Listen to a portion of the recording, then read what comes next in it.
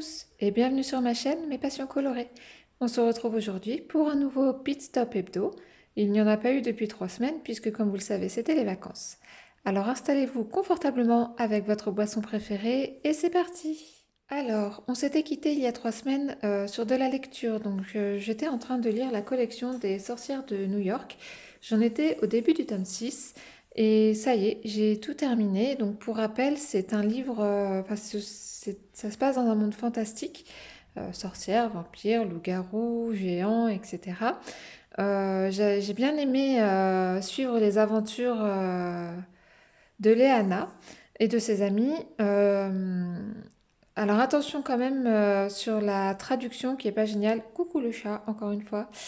La traduction qui est pas géniale, des mots qui ne sont pas forcément dans le bon sens, ça peut surprendre, ça ne gêne pas la compréhension de l'histoire, mais voilà, ça peut surprendre. Donc si vous aimez le monde fantastique et pas gnangnan, parce que c'est absolument pas gnangnan, je rappelle que les héros ont la quarantaine et plus. Donc voilà, si vous aimez le fantastique, mais pas guimauve, je vous invite, enfin je vous encourage à lire au moins le premier tome des Sorcières de New York, au moins pour découvrir le monde de Léana et de ses amis. Donc pendant mes vacances, on est parti 3 jours dans le 78 et sortait la réédition de ces 3 livres qui sont sortis apparemment en 2012 et dont je n'avais absolument pas eu connaissance. Donc c'est Marie Vareille. Donc ils ont mis ça dans la section jeunesse. Honnêtement, j'ai lu le tome 1. Je ne l'aurais pas mis en jeunesse. Il y a des moments vraiment difficiles. C'est pas joyeux. Euh, Si vous avez aimé Hunger Games, je pense que vous aimerez Elia la passeuse d'âme. Alors on va lire la quatrième de couverture parce que je suis nulle pour faire les résumés. Alors Elia est une passeuse d'âme, un être sans émotion. Elle doit exécuter ceux qui sont devenus des poids pour la société, vieux, malades, opposants. Mais un jour, elle ne parvient plus à obéir aux ordres et s'enfuit dans la région la plus déshéritée du pays, là où les passeurs d'âmes sont considérés comme les pires ennemis. Au plus profond d'immenses mines à ciel ouvert, Elia découvrira, telle une pépite, une destinée qui la dépasse. Alors, je suis nulle pour faire les résumés, mais je trouve que le résumé n'est pas fidèle à l'histoire.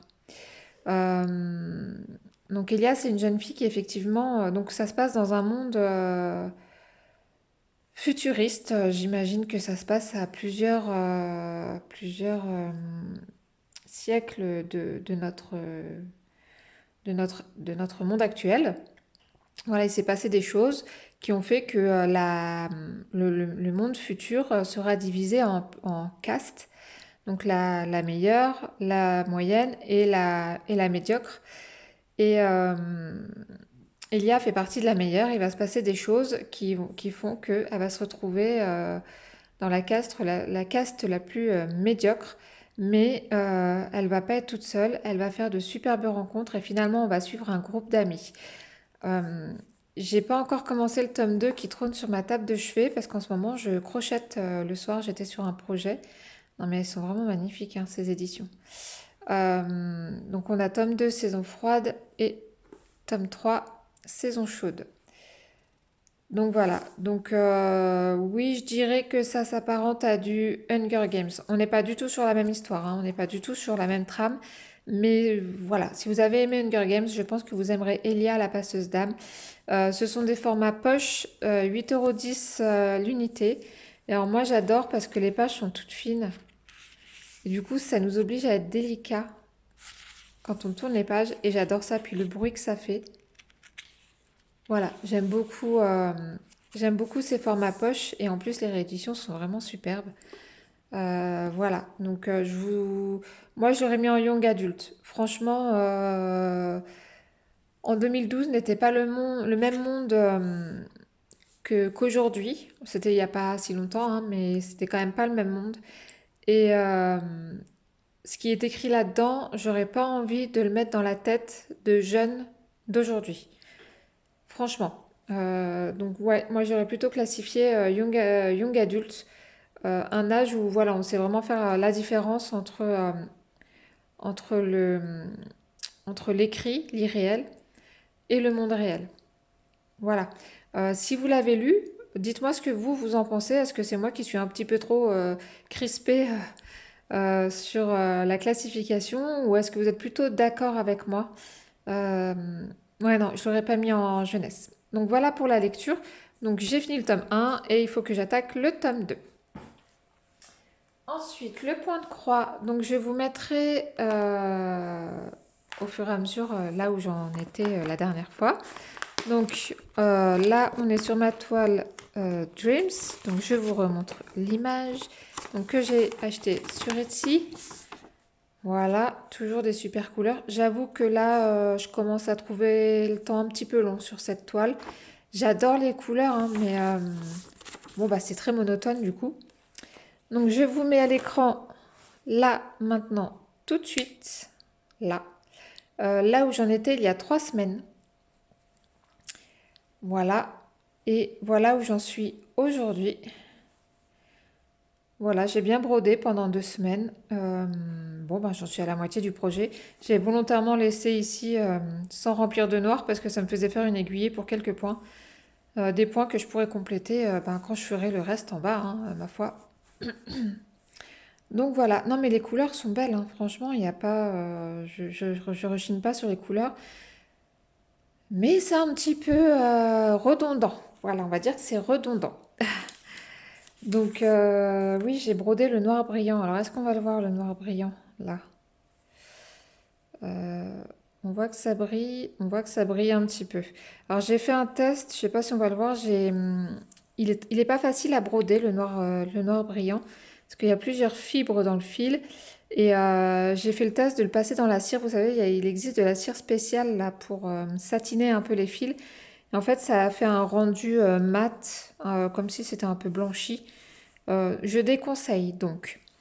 Donc voilà, je suis contente de mon avancée. Il me reste bah, la partie du dessous à faire. Donc ça va se faire tranquillement, petit à petit. Encore une fois, je brode quelques heures par-ci par-là. Voilà, je ne me mets pas la pression. J'ai hâte de commencer d'autres projets, mais en fait, c'est comme le DP. On a hâte d'en commencer, puis on a hâte de les finir pour passer à autre chose. Ensuite, j'avais mon calendrier de l'Avent que j'avais laissé tomber au mois de décembre. Alors oui, nous sommes au mois d'avril, presque au mois de mai. Euh, mais oui, je brode du Noël parce que je ne veux pas laisser mon projet en plan. C'est pas grave, ça me dérange absolument pas, je m'en fiche. Voilà, c'était ce projet-là. Je m'étais arrêtée au mois de décembre au numéro 2 parce que je m'étais trompée. Et puis je m'étais pas rendu compte de la difficulté et de la masse de travail qu'il y avait derrière ces petites images. Euh, donc j'avais laissé tomber, puis je les ai repris là il n'y a pas longtemps.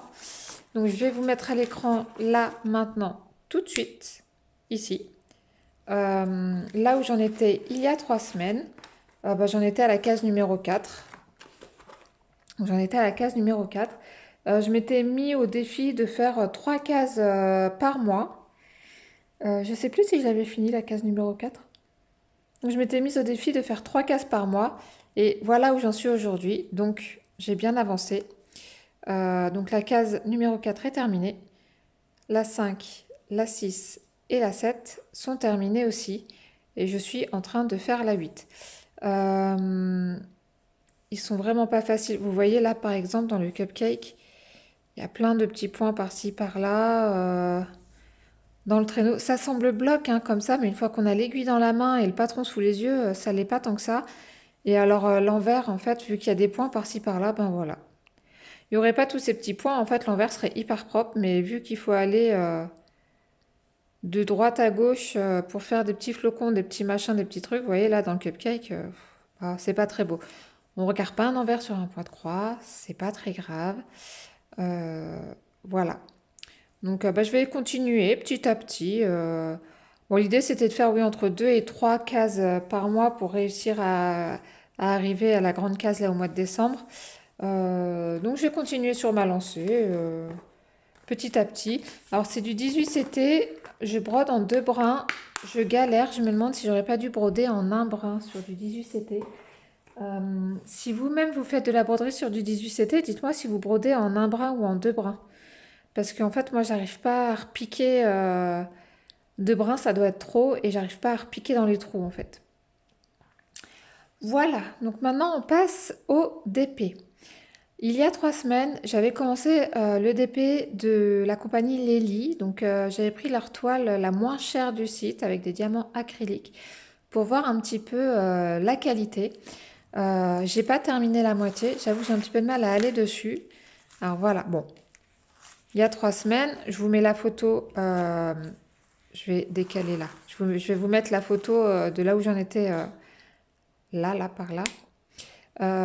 J'avais fait que un petit carré par là. Voilà, donc j'ai quand même bien avancé, hein, c'est pas... Voilà, je ne l'ai pas laissé de côté, hein. Donc on va regarder un petit peu. Honnêtement, pour de l'acrylique, alors, des bons diamants acryliques, je le dis et je le répète, ce ne sont pas des diamants qui clipsent, puisqu'un diamant acrylique qui clipse, c'est un diamant qui pop. Et ce n'est absolument pas ce qu'on veut. Un bon diamant acrylique, c'est un diamant qui est de taille régulière. C'est-à-dire qu'il rentre dans sa case, il est ni trop petit, ni trop gros. Voilà. Moi, je travaille à la pince, histoire de créer des écarts réguliers, comme on dit. Et bon, je pense que ma pose est pas trop mauvaise. Et j'ai même essayé le multiplesseur. Alors, le multiplesseur, je l'ai fait par là, je crois. Bon, le multiplesseur carré de base, c'est pas quelque chose que je fais. Mais j'avoue que là, c'est pas la partie la plus agréable. Bon, sauf cette partie-là qui est bien colorée. Mais en fait, vous voyez, on voit pas les aides à la pose. Je vais essayer de vous rapprocher au maximum. Les lignes, elles sont quasiment invisibles. Ce qui n'est pas le cas dans la couleur. On va essayer d'y aller doucement pour pas que je vous rende malade. Voilà, dans les parties colorées, les lignes, on les voit bien, hein, c'est pas un souci. Mais alors dans le noir, la ligne est trop foncée. Et quand j'allume la tablette lumineuse, ben, les symboles sont flous. Alors que là, ils sont très nets, hein, on le voit, hein, les symboles sont très lisibles hein, sans tablette. C'est vraiment nickel. Mais alors dès que j'allume la tablette, ils sont très flous. Et donc, il faudrait que je fasse un mail à la compagnie pour leur proposer, ou en tout cas leur suggérer de faire des lignes peut-être un peu plus claires. Pas blanches, parce que s'ils ont des fonds blancs, ils vont avoir le même problème que là avec le fond foncé. Mais vraiment un petit gris, un petit peu plus clair que ce qui est là. Et je pense que ce serait vraiment nickel. Parce que là, en plus, j'ai encore plein de... Non, j'exagère, j'ai pas plein. J'ai encore ça en 939 à poser. Et là, le côté. Et un petit peu au-dessus. Après, ça va être du P ici. Je pense que j'ai commencé par la partie la moins fun, en fait. Donc j'ai un petit peu de mal à y aller à cause de cette histoire de ligne parce qu'en soi les diamants se travaillent très bien, hein. Franchement, ils sont vraiment de taille régulière et c'est ça qu'on attend d'un diamant en acrylique. Vous avez vu non, vous allez voir. Vous allez voir lundi la préparation des diamants pour Goddess of Golden Hour de Carhartt que j'ai commencé aujourd'hui. Donc dans le pit stop, vous allez voir ce que j'ai préparé pour lundi. Petit problème temporel, de temporalité. Je fais comme je peux. Alors, pour rappel, voilà la beauté. Donc, Goddess of Golden Hour, si je traduis littéralement la déesse de l'heure dorée. Voilà, c'est une petite elfe. Donc, j'ai fait un tout petit carré ce matin parce qu'après j'ai fait pas mal de vidéos. Donc voilà, c'est Carhartt, c'est de la résine. Je pose à la pince. Ah, il y a un diamant troué là. Est-ce que c'est un diamant troué? Ah ouais, bah on le voit carrément mieux au téléphone que moi à l'œil nu. Donc voilà, c'est de la résine. On a une référence nouveau diamant. Ah, attendez, j'essaie de tenir. Cette couleur-là, vous voyez qu'elle est pointue. Donc ça, c'est du nouveau diamant. Après, toutes celles qui sont là comme ça, plutôt plates au-dessus, c'est les anciens diamants, mais honnêtement, ça se pose. Ça clipse un peu, franchement. Bon, première case de 5 par 5, c'est difficile de se faire un véritable avis, mais pour l'instant, enfin, dès que je peux, j'y retourne avec plaisir. C'est vrai que là, j'ai pas mal de vidéos à tourner, parce que comme j'ai rien fait pendant 2 semaines, j'ai pas mal de choses à faire, mais je les fais avec plaisir, attention, hein. Mais, euh, mais voilà. Donc, début d'un projet, elle fait 50 par 55. Donc, elle n'est pas énorme, énorme. Elle est un peu confetti, donc je pense que je vais y passer du temps. C'est pas grave, je ne suis absolument pas pressée. Voilà. Parce que quand on se vide le stock de toiles, qu'on enchaîne les toiles et qu'on vide le stock de toiles, et ben après il faut en racheter, sinon il y a pénurie. Donc on lève le pied, on prend son temps et on déguste. Et alors cette toile, vous avez vu le review feedback vendredi. Donc c'est Sabrina la léopard des neiges. Voilà, qui est terminée et que je trouve toujours aussi magnifique. Ça me perturbe toujours ses yeux qui sont pas similaires, mais enfin, c'est pas grave. Voilà, là vous la voyez entièrement. Je vais vous mettre là maintenant tout de suite, toc, ici, là, par là. La photo de là où j'en étais il y a 3 semaines. Bon, bah elle est finie, hein. Voilà, il n'y a plus grand chose à en dire. J'ai tout dit dans ma review feedback. Ça collait bien, les symboles sont nickel. Les diamants, franchement, mais taillés à la perfection. Le diamant rond chez DAC, allez-y les yeux fermés. Vraiment, c'est une valeur sûre à 300%. Petit bémol sur les Fairy Dust qui sont plus que discrets. C'est pas grave, c'est pas ce qu'on attend quand on achète une toile. Moi, quand j'achète une toile, c'est pour l'image et pas pour les diamants spéciaux. Donc voilà, elle est superbe cette toile, elle est magnifique. Voilà. Est-ce que je vous montre mon petit projet que j'ai fait en crochet ouais, je vais vous montrer parce que je suis quand même assez contente de ce que j'ai fait. Hop, je vais juste retourner la toile. Donc en fait, j'ai travaillé dessus cette semaine. Oui, cette semaine. J'ai bien galéré, autant vous dire que j'ai bien galéré. Donc j'ai fait un petit sac comme ça. Voilà, donc il n'y a pas de couture. Donc j'ai travaillé en, pas en rond parce que c'est pas rond, mais enfin voilà, il n'y a pas de couture, c'est tout d'un seul tenant. Et j'ai galéré parce que je me retrouvais pas dans mon nombre de mailles. Des fois il y en avait plus, des fois il y en avait moins. Donc j'ai fait, j'ai défait, j'ai refait, j'ai redéfait, etc., etc. Là, le changement de couleur, il n'est pas génial, donc on va plutôt la regarder comme ça. Voilà, c'est plus joli.